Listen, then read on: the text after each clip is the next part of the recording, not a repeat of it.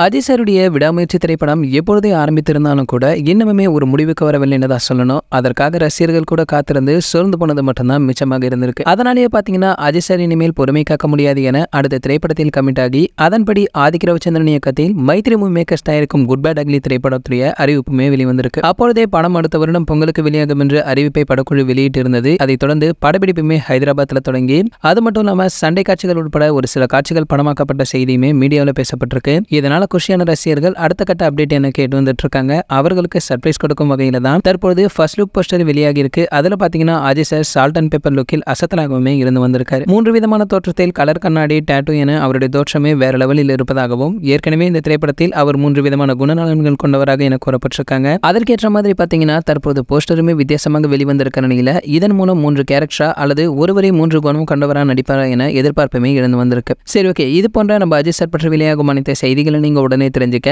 நம்மளுடைய அஜித் 360 நம்ம சேனலை சப்ஸ்கிரைப் பண்ணிக்கங்க. பக்கத்தில் உள்ள பெல் ஐகானை கிளிக் பண்ணிட்டீங்கன்னா நீங்க நம்ம வீடியோவை மிஸ் பண்ணாம பார்க்கலாம்.